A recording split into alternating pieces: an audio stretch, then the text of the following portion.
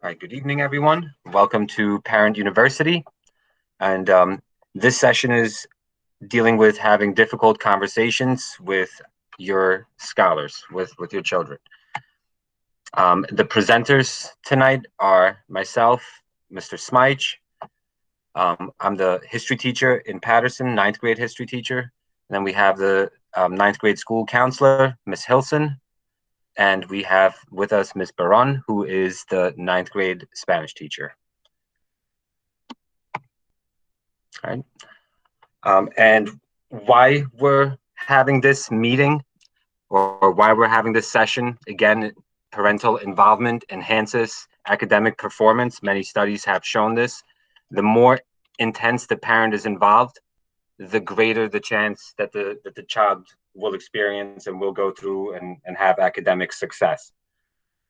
Parental involvement also leads to less classroom behavior issues, and a parent's interest and encouragement can greatly affect a child's attitude and how they feel about coming into school, their self-esteem, and their motivation, their desire to achieve and really work their best every single day.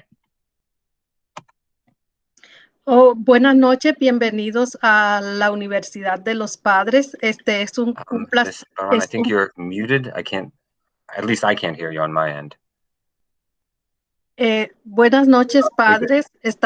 Bienvenidos a la Universidad de los Padres. Esta noche vamos a presentar cómo lidiar con algunas conversaciones un poco dificultosas con nuestros hijos.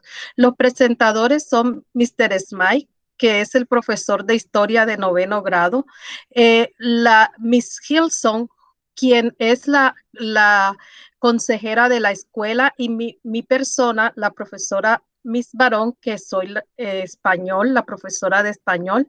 Y la razón por la que vamos a empezar esta conversación es pues que es importante para sus hijos estar pendiente y colaborar y estar involucrado en todas las actividades de los hijos, especialmente en la escuela. Se ha comprobado que cuando más envueltos están los padres en la parte académica de los hijos, más probabilidades tendrá ese estudiante de sobresalir académicamente, y no solamente en la escuela, sino también en la vida. Seguramente que la participación de los padres y el acompañamiento continuo conduce a que el estudiante siempre tenga un buen comportamiento, no solo en el aula de clase, sino también en todo su ambiente social. Y que de aquel interés y estímulo afecta notablemente el comportamiento del niño. Cuando más interesado y más comprometido y más estimulación un niño sienta o esté apoyado por sus padres, él va a tener una mayor autoestima y mucho más motivación. All right, thank you. So we're going to be looking at, or what we're going to be looking at, the topics to be covered tonight is going to be improved self-awareness and knowing the pitfalls when faced with difficult conversations. And we're also going to be looking at a few strategies on how we can improve and make sure that we have effective communication, in an effort to build collaboration, even though many times with these difficult conversations, there will be a disagreement. So we're going to look at some strategies on how to get past that. Estos son los temas escogidos para la agenda de esta noche, y uno de los temas principales es inicialmente mejorar la autoconciencia y el conocimiento de las trampas o las dificultades cuando uno como padre o como maestro está enfrentando una conversación difícil con su hijo o con el estudiante. También vamos a cubrir el tema de acuerdo con algunas estrategias que nos puedan funcionar para poder ver una colaboración mutua entre padres y maestros, y así poder llegar a un acuerdo y poder mejorar las relaciones con nuestros hijos y nuestros alumnos. Right. Thank you. So we're also, in order, I guess, to kind of like get through this, we're going to look at what the definition of a difficult conversation is. Right? So the conversation can be confrontational. So there might be some raised voices going on in there. And then we tend to dread it. And we try to like even sometimes avoid these types of conversations again, because they can be confrontational. Also, the experience, especially if this has happened before, can be very unpleasant. And we may also fear the consequences. Things might actually not improve, or they might even get worse as a result of the conversation. Like your child shuts down, tells you some hurtful, meaningful, or some hurtful things that you may take to heart. And you're going to try to avoid going down that road before. So we're going to, again, be looking at some strategies of how we can get past that and still have an effective, meaningful relationship, conversation that will improve our students, how, like, not just in school, but how they communicate. And in turn, it's our hope that it'll make the relationship between the parent and the child much more positive and much more effective. Ahora vamos a hablar un poco sobre la definición de una conversación dificultosa. ¿Qué es una conversación dificultosa? Como todos sabemos, los seres humanos somos seres sociales y pues la comunicación es una de nuestras herramientas para poder crecer dentro de la sociedad. Afortunadamente y desafortunadamente existen muchas formas de entablar una conversación. Una conversación podemos decir que es conflictiva cuando hay algunos temas o tópicos en los cuales son susceptibles tanto para los padres como para los hijos. Siempre debemos tratar de evitarlas, pero llega el momento en que las tenemos que hacer y por eso es que este taller o más adelante vamos a dar unas estrategias para cómo afrontar esas conversaciones dificultosas. Generalmente los seres humanos dentro de una relación, sea padre, hijo, esposo, esposa, siempre estamos tratando de evitar este tipo de conversaciones porque seguramente que lo que más queremos es la paz y la tranquilidad en nuestro hogar. Pero especialmente cuando tenemos hijos y que van creciendo, ellos van viendo el mundo de otra manera y es inevitable que este tipo de conversación se nos presente. Y esto puede ser una experiencia muy desagradable si no tenemos algunas estrategias para afrontar esas conversaciones dificultosas.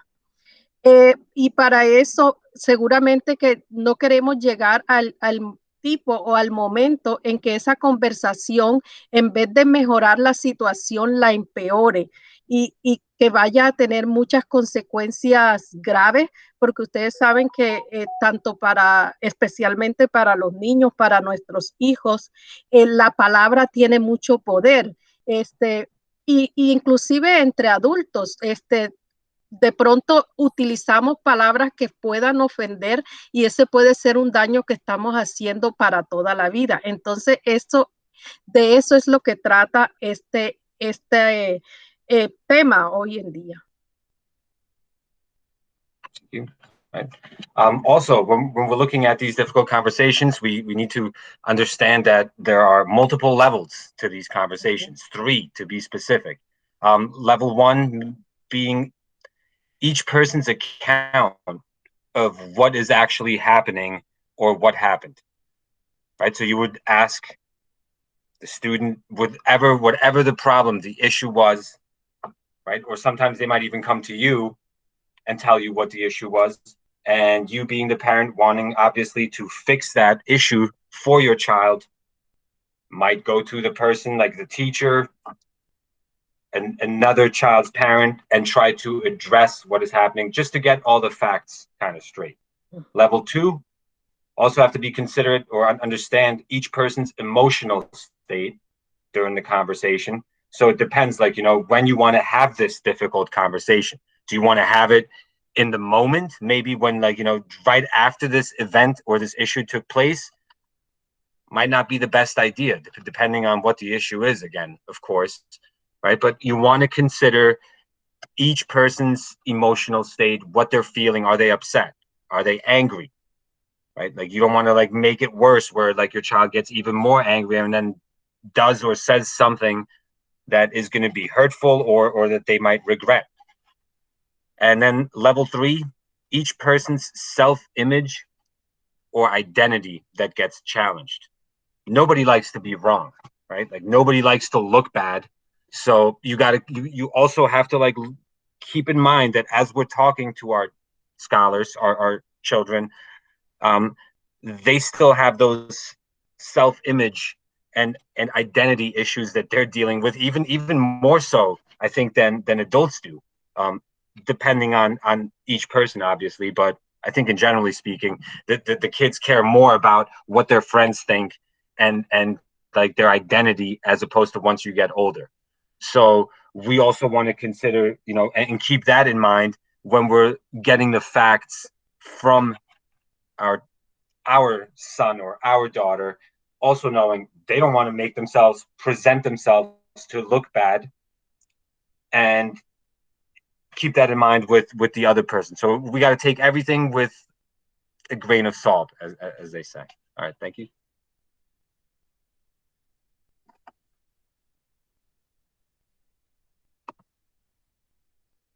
Ms. Barron, I think you're muted. Sorry. Thank you. En una conversación dificultosa siempre podemos categorizar 3 niveles. Vamos a hablar un poco sobre estos 3 niveles. El primer nivel es que cada persona va a relatar las cosas a su manera.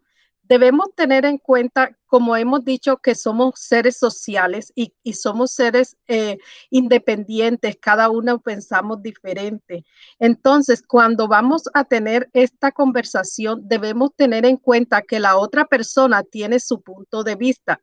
Y si estamos trabajando como árbitro y estamos involucrados en una conversación que queremos ser neutrales, siempre tenemos que saber las diferentes opiniones, no basarnos solamente en una, sino considerar la opinión de los demás y saber cómo se siente esa persona.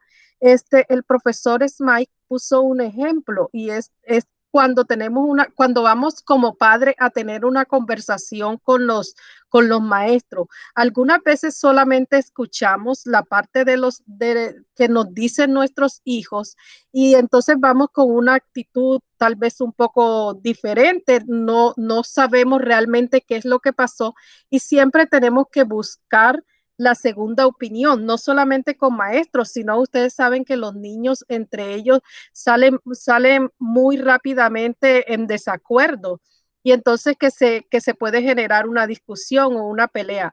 Antes de ir a confrontar a otro padre o a un maestro, debemos conocer y ir con la mente abierta a escuchar el punto de vista de la otra persona, qué fue lo que pasó y cómo ve ella las cosas.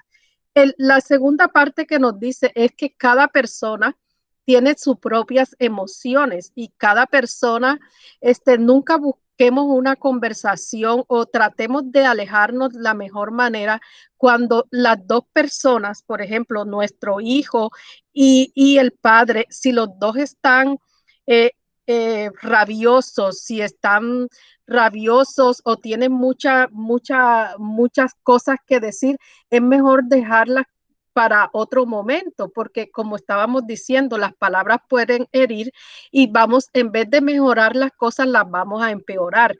Cuando estemos notando que las emociones no están de acuerdo, debemos parar esa conversación y hacerla un poco después. Especialmente el tercer nivel es que para todas las personas es muy importante conservar su autoimagen y su identidad. Recuerda que no es lo mismo hablar y pensar que somos diferentes culturas, diferentes personas, diferentes pensamientos. Entonces, cada quien quiere defender su punto de vista o su identidad y en esa parte también tenemos que ser muy precavidos porque, por ejemplo, lo que para unas culturas puede ser normal, para otra cultura no lo es. Existen palabras que totalmente nosotros hablamos español y conocemos que tal vez lo que para mí como colombiana es una palabra normal, tal vez para otra persona no lo es. Puede ser una grosería o puede ser totalmente irrespetuosa. Y especial, eso pasa también con los niños. Tenemos que, los niños les preocupa mucho lo que se dice de ellos, cómo lo ven los demás.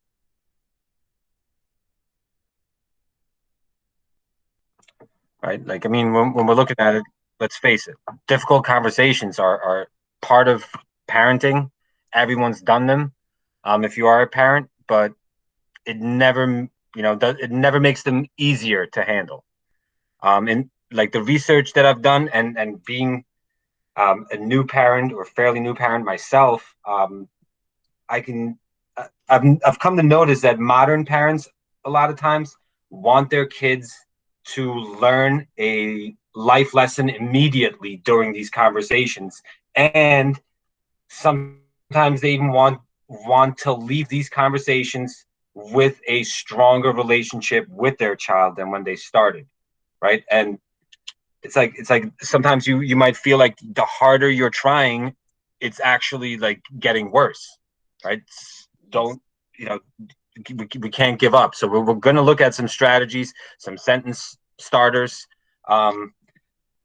Again, like once, yeah, actually, Miss Baron, if you Oh, want to go over eh, the next slide. Inicialmente, lo que estaba comentando el profesor Smike es que cada vez que nuestros hijos van creciendo, que ellos van adoptando su propia personalidad, como padres se nos hace más dificultoso tener una conversación con ellos, pero que es siempre saludable saberla manejar. Él dice que como padre nuevo y que apenas tiene un bebé, pero que siempre ha buscado y ha mirado por investigar sobre cuál es la mejor forma de conversar con tu hijo, siempre nota que a medida que van creciendo y que puede concluir como eso, las conversaciones se van haciendo más dificultosas y por eso es que es importante que aprendamos las estrategias o las palabras que necesitamos usar. Right? Especially in 2021 with everything that's going on, and us as parents having to work, and then like you come home, and a lot of times these difficult conversations unfortunately happen when either we're not prepared for them to happen, or we feel like we can't deal with it right at the moment. Like, like kids for whatever reason, it seems like these issues that the kids are having come at the worst possible timing, and many difficult conversations, like, again, seem to happen when you're least ready for them. But ready or not, we need to make the time to have these conversations with our kids, when no matter when they present themselves, especially if they're coming to you and to us. That's when they need us the most. Bueno, en el siglo XXI, especialmente ahora en estos tiempos, donde los padres estamos tan ocupados y estamos dedicados al trabajo y que nuestros hijos, pues desafortunadamente, están mucho tiempo en casa y ahora con toda la tecnología y todas las cosas que ellos ven alrededor, pero que siempre ellos van a buscar es, tener una conversación con nosotros y tal vez no estemos preparados, pero no debemos evadirla, debemos tratar de siempre buscar el momento y si ellos quieren iniciar una conversación que tal vez el tema sea un poco caliente, podríamos decir, caliente en cuanto a que sabemos que nuestros puntos de vista van a ser totalmente diferentes, es tratar de afrontarlas y asumirlas, porque recuerden que como padres el tiempo está pasando muy, muy rápido y si no lo hacemos nosotros, si no les respondemos nosotros como padres, le va a responder otra persona externa a nosotros y tal vez va a ser una respuesta que nosotros ni siquiera pensábamos darle porque la persona tiene una opinión o una moral completamente diferente a la nuestra. Just yeah, like said before, like difficult conversations happening anytime, anywhere, and when we're not in the mood, to have these emotional conversations, we tend to, just like anything else, react in ways that later on we regret. We like create this self-fulfilling prophecy, where like basically like it's like a psychological concept that tells us that we tend to influence something just by thinking about it and believing it to be true. So like, for example, if we think our child will never get good grades because we've just been hearing they're lazy, they don't like to study, then what we're like doing is also we would be influencing his or her belief just by the way sometimes that we talk in front of our children, and without even meaning to do it, but like we're communicating this belief through sometimes even our nonverbal communications. So again, we're going to look at the sentence starters for difficult conversations. Ok, lo All que... right, everyone. Ujú. Sorry. Go ahead, Miss Brown. No, para concluir lo que estaba diciendo el profesor Mr. Smile es lo mismo, es decir que siempre tenemos que buscar el momento de hablar con nuestros hijos, tratar de evitar que nuestras emociones estén a flote o a flor de piel para poder tener una conversación sana y no llegar a extremos que después vamos a lamentar porque como decimos, a veces cuando estamos actuando con el calor de nuestras emociones podemos decir cosas que van a herir. Miss Hilson. All right, guys. So now we're going to start with our sentence starters for difficult conversations. Oftentimes, if we look at the right-hand side, we tend to ask a lot of closed words and phrases like, how are you? Do you like your classes? Are you happy? Did you do your homework? And sentences ending with the word right. So when we think about questions like, how are you? It doesn't really allow the child or the parent to communicate effectively and really express themselves. So, for example, how are you? The student could just say fine and then not say anything else. Also, do you like your classes? A child would say yes or no. It really is not allowing you to understand what do they like about their classes. Um, how are they doing? And so we want to try to avoid closed words and phrases and use more open words and phrases, which are on the left-hand side. So instead of asking, how did you do on your math, how did you do on your math test? A student may say, fine. But instead, we'll say, how did your math test make you feel? Now that's a different question. Students are forced to think about their emotions and how did it make them feel? Did they feel confident? Did they feel sad? And then we can explore those types of feelings. Also, using the word, could you share? Could you share with me about your day? Just Definitely. fine. Right. Good. Good. Um, how could how did you struggle in the class? This now doesn't make the student feel bad for struggling. It comes off as you want to understand what's happening. And oftentimes the parents will get upset and say, and it forces children once again to be retrospective and to talk about their feelings.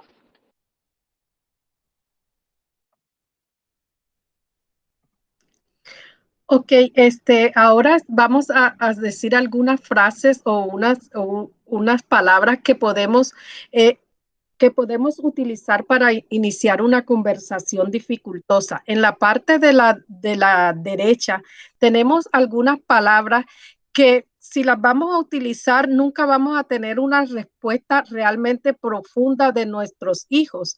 Por ejemplo, cuando preguntamos, ¿cómo estás? Ellos solamente nos pueden decir bien y dar la vuelta y seguir haciendo lo que estaban haciendo. O, ¿te gusta tu clase? Sí. ¿Estás feliz? Sí. ¿Hiciste tu tarea? Sí. ¿Terminaste oración? Terminar oraciones siempre diciendo lo correcto. Ok, está bien hecho solamente. O sea, este tipo de preguntas, si realmente nosotros queremos tener una conversación con nuestros hijos, la debemos cambiar para poder así empezar a entablar una conversación. Y entonces en la columna de la izquierda tenemos algunos ejemplos de frases que nos podrían ser más útiles, como por ejemplo, ¿cómo te sentiste en tu examen de matemática? Cuéntame cuál fue tu experiencia. Entonces ahí pues le estamos dando bases a él para que nos diga más sobre cómo se sintieron en esa clase. Otro ejemplo podría ser, ¿podrías compartir conmigo sobre tu día? Le estamos preguntando por toda una jornada. Entonces ahí estamos estimulando a nuestro hijo a que nos hable más y así los podemos conocer mejor. Y de acuerdo con lo que ellos nos digan, pues nosotros les vamos diciendo, podrían ser algunos consejos o podría ser decir, bueno, mira, aquí esto estuvo bien, me alegra, está muy bien, y siempre profundizar para poder tener una mejor conversación. Por ejemplo, preguntarle, ¿fue muy dura la clase para ti? ¿Cómo luchaste? ¿Qué te molestó? ¿Alguien te hizo un comentario? O si entre nosotros hemos tú notas que tu hijo ha estado molesto y tú no sabes por qué. Lo que siempre hemos dicho, cuando estamos en el calor de las emociones, decimos cosas que no queremos y entonces es siempre bueno preguntarle, oye, yo dije algo que te ofendió, te molestó mi comentario, porque ellos también son susceptibles a esas palabras y recuerden que lo que para nosotros como padres puede ser normal o no es algo trascendental, para nuestros hijos puede ser muy trascendental y los puede marcar por toda la vida. Esa es la importancia de siempre tener una conversación con nuestros hijos. So let's practice. Scenario number 1. And Mr. Smite, if you can, please practice with me and be our sample student, Absolutely. our sample scholar. I can do that. Awesome. So your student is not completing their homework and does not seem interested in school. Some ways that you can address your child not completing their homework would be to ask, Mr. Smite. Yes. How was could you share with me what happened in math class today? We were talking about learning, or we were learning about how to solve these formulas, and I'm not really sure. I didn't really understand it. Okay. And so sometimes asking a closed question to get an answer could be, were you able to ask your teacher? Or better yet, it could be, did your teacher allow time for you to ask questions in class? They did. Awesome. And so were you able to ask those questions? Oh yeah, I asked them, but they answered them, and I still didn't really understand it. So. Okay. So let's share with me what your homework assignment is. Oh. Well, hold up. I gotta go find it. I don't know where it is. And so sometimes when we talk to our children, we'll realize that sometimes they're not completing their homework because they may not understand it. And so what's happening is they're not asking the questions, or they may be missing particular math skills that are needed in order to complete the homework, or reading skills to complete the Spanish, the English, and the history assignments, or science, actually any assignment to be able to read.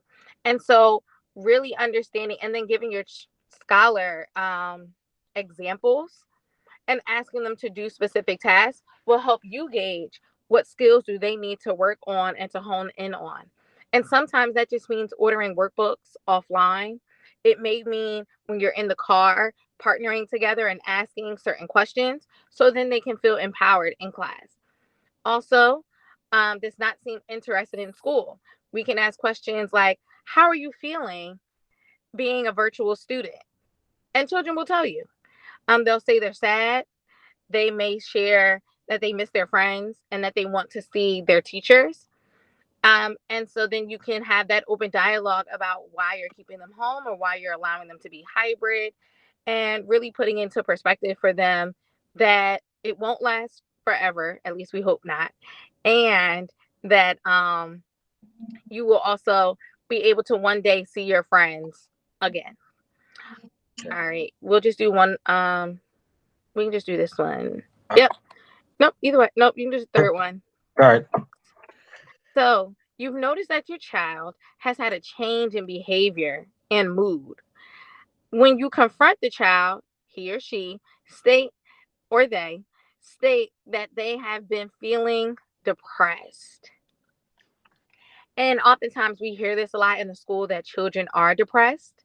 And so we can ask them questions like, could you please share with me the definition of depression? Could you share with me how your classes make you feel? Could you share with me how being a virtual student makes you feel? Could you share with me how the loss of grandma, grandpa, mom, dad, cousin, brother, friend has made you feel? And this is the area where they're now able to explore their feelings and really converse with you about what's been on their mind. And you can even say things like, could you share with me what's on your mind? And difficult conversations may not always, once again, be a verbal conversation. Sometimes you can also try withdrawing. Children, especially younger children, and having difficult conversations, they may need to move their hands while they're talking. So you could have the difficult conversation over coloring. You can do it playing a video game together with the scholar. You can also do it by drawing pictures. And you share your feelings and they'll share theirs. And all of these different tactics help you to combat having difficult conversations with your scholar, especially during this time of COVID. Right, because I mean, just going back to like even before, you don't want to like make them feel in the sense that you're like judging them or that you're expecting them to like turn it around the second after the conversation. But you always want to make them feel like, you know, that's what you're there for. You're there to listen to them and make sure that we get to the problem as quickly as we possibly can. And part of that requires the child to feel like they're in a safe zone, like they can come to you and talk to you. And this whole like third scenario is great too, because a lot of times, I mean, the students hear the word depressed a lot, especially in these like last 2 years. So we do want to find out like what is it that is making them depressed. Sometimes maybe they're sad because they, like Ms. Hellison was saying, like they don't get to see their friends every day. Or maybe they're depressed because they only see the same walls and the same people every day. Like that they're always like stuck there and they feel like they can't get out and do the things that they used to do, that they used to enjoy, like sports, just going out with friends. It's definitely a difficult time, but it's also the worst of times to just do the whole like flight mode and say, I can't deal with this right now. Let's deal with this like another time when things get better. So. Ok, ahora mismo el profesor Smike y Miss Hilson estaban presentando dos ejemplos muy comunes que lo podemos ver en dos escenarios completamente diferentes. El primer escenario que ellos hicieron fue representando a una madre y su hijo, y la madre estaba teniendo con su hijo una conversación sobre cómo le había ido en la clase de matemáticas. La mamá quería saber un poco más de por qué el niño no está presentando todos sus trabajos y todas las tareas Y entonces una forma de ella abordarlo fue inicialmente preguntarle cómo te fue en tu clase de matemáticas. El chico contestó, no, muy bien, todo bien. ¿Entendiste? Le preguntaba a ella. Y él decía, sí, sí, entendí. Y cuando no entendiste alguna pregunta, le comentaste a tu profesor, le dijiste que no entendías, él da tiempo para te permite hacer preguntas y dice, sí, claro, él me permite, pero tú le hiciste, no, tienes tareas, entonces a la final el chico dice, oh, sí, sí, tengo tarea, y cuando va a buscar resulta que no sabe dónde está la tarea, espérate que voy a buscar, o sea que no está seguro. Entonces cuando tenemos ese tipo de conversaciones, haciendo más de una pregunta, podemos llegar a la razón por qué nuestro hijo está teniendo problemas en esa asignatura y por qué es que no está enviando las tareas con tiempo. El otro escenario que nos presentaron como ejemplo fue un escenario que probablemente se nos ha vuelto muy común, especialmente en estos tiempos que hemos vivido un encerramiento y que una de las palabras que podemos escuchar mucho es sobre el estrés. Y cuando vemos que un niño, un chico, que nuestro propio hijo, nuestro estudiante ha cambiado, está portándose completamente diferente, está actuando diferente, ya no está tan motivado. Entonces le preguntamos, los padres, tú lo puedes confrontar y preguntar, ¿qué te pasó? Y entonces el niño te dice, no, es que estoy deprimido. Lo primero que debemos hacer, tanto como maestros como padres, es preguntar, ¿y qué tú entiendes por depresión? ¿Qué es la depresión? Y tratar de que el niño nos explique qué es para ellos la depresión y de pronto cuando está describiendo sus propios síntomas o si solamente utilizó esa palabra como excusa para su comportamiento, porque como sabemos ahora, por el cuento del encerramiento y la pandemia, es muy probable que muchas personas están deprimidas porque siempre estamos los mismos, ellos extrañan a sus amigos y entonces esa es una razón de que estén deprimidos, pero debemos saber si realmente lo están.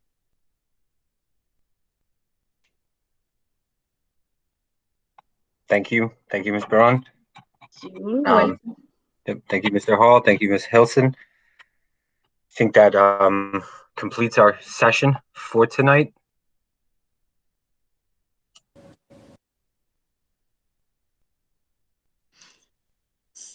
Si tienen alguna pregunta.